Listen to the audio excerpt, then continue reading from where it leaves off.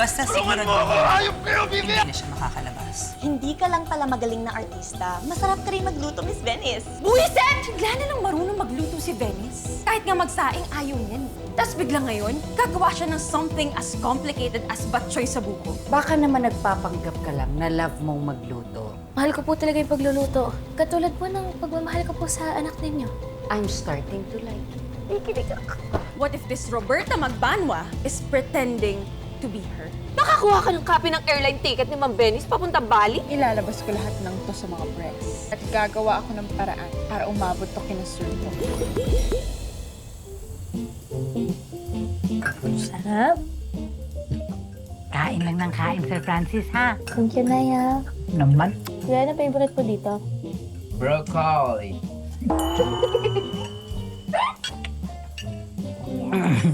Rap. Sa inyo pala po nagmana si Tata sa paggaling sa pagluto.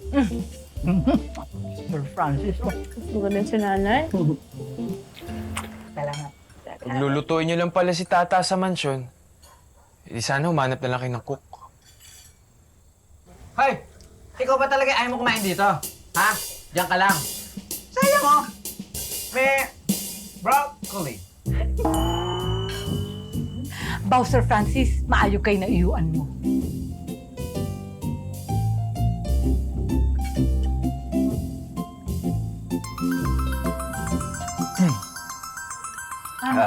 Sagutin ko lang po. Excuse me. Oh, nagda-diet ka ba? Oo. Umuha kang kanin. Ma?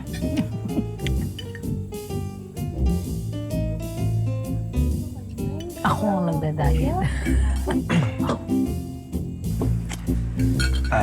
Tata, kailangan na natin bumalik. I don't know what happened, pero galit na galit si Sir Goff. Sandali nga. Yung tatay mo ba, mahilig sa ampalaya? Ang bitter lagi eh. Laging galit.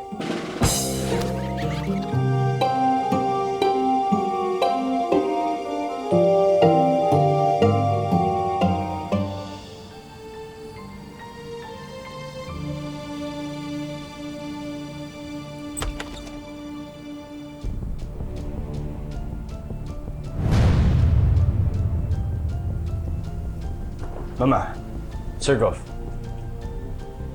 Paano mo to nagawa sa atin, ha? Alam na namin ang totoo. Tapos na kasinungalingan ninyo. kasinungalingan? What do you mean? Mama, ano pong ibig niyong sabihin? Mabaang-baang pa kayong dalawa? Ha? Kayo ng fake na Venice na yan?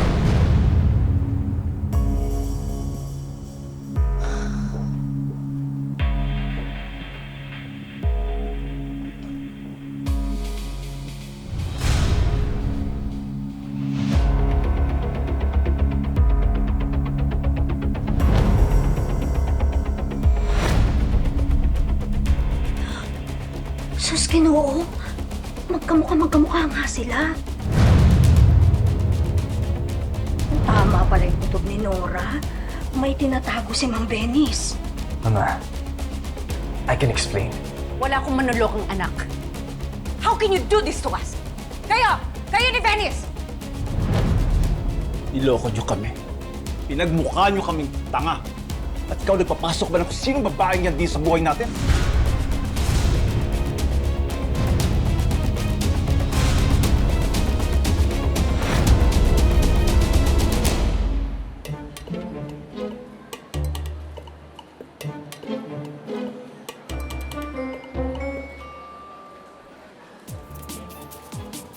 Ay, miss, nalaglag yung pera mo. Ay, salamat! Teka, kilala kita! Kilala din kita eh. Ha? Kunin niyo yung bag ko! Yan yan! Hindi! Kunin ko! Yan yan! Yung bag ko! Yan yan! Yan yan! Yan yan! Tik yan!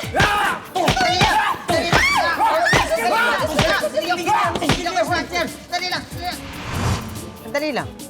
Ikaw yung nagpabugbog sa akin eh. No? Tapos pinagkamala mo pa ako yung snatcher. Samantalang gusto na talaga kita tulungan nung mga oras na yon. Alam mo, kundi dahil sa'yo, tingnan mo, nagkapasa-pasa ako yung gwapo ko na to, ha? Pinagulpi mo ko, ha? Tama ka naman na may kasalanan ako sa'yo, pero yung guwapong muka? Talaga ba? Isan, ipasin na kayong tama. Diyan ka na nga. Teka, sorry. Aray ko. Sorry na kasi talaga na napagkamalang kitang snatcher. Gusto ko naman talagang bumawi sa'yo, kaso bigla kang umalis eh. Sorry? Sorry? Anong magagawa ng sorry mo, ha? Hanggang yung reputasyon ko masira dito sa lugar na to, ha? Ano magagawa ng sorry mo na yan, ha? Alam ko naman na hindi sapat yung sorry ko. Kaya nga, gusto kong bumawi sa'yo. Paano ba ako makakabawi sa'yo? Tsaka promise, nakukonsensya talaga ako. Di nga ako nakakatulog sa gabi. Kakaisip sa nagawa ko sa'yo eh. Talaga? Hindi ka nakakatulog sa gabi? Hindi. Naiisip mo ako?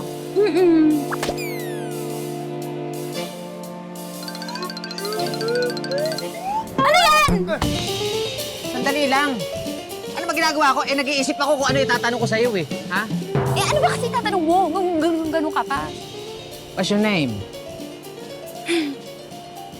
Nora. Nora. Yes. What a wonderful name! The boy. Hello. The boy. Wow. O siya, Nora. Para makabawi ka sa akin, samahan mo na lang ako. Saan? Mabuti pa magmerienda tayo. Sige. Kumain tayong dalawa lang. Wala tayong kasama. Ikaw lang at ako. Dalawa lang tayo? Magtagpo tayo sa likod ng sagingan. May fishbowl doon. Isausaw mo, isasausaw ko. Sa maanghang, matamis, maasim o mapaklama man yan. Ha? Pag hindi ka dumating, Dadating ako. sa takdang oras. Alam na ng press ang nangyari? At may mga write-up at may mga blind items na kumakalat? At pinagpepiestahan na rin ng press ang buong pamilya natin dahil sa kalokohan ninyo! Ha? Kayo!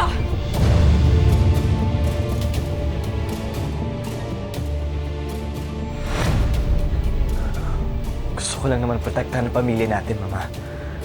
Ayoko lang na mapahiya pa tayo. Mama, the truth is, I had to leave the country. I had to clear my mind. Kaya kinuha ni Mommy at ni Francis si Tata to pretend as me. Di ba mas okay naman yun kaysa malaman ng mga tao yung nangyayari sa amin ni Francis? It was done in good faith, Margaret. Sir Gold. Nagsasabi po ng totoo si Venice at si Mommy. I don't care about your reasons. Napahiyaan nyo na tayo eh. At yung away nyo mag-asawa, pinalala nyo pa. Ito talaga naisip nyo solusyon, ha? Ang humanap ng isang babae na magpapanggap na Venice? Ha? Ito?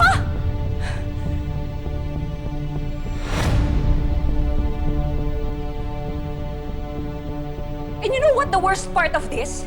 Is nag-introduce kayo ng stranger dito sa pamamahay natin, dito sa mansyon namin!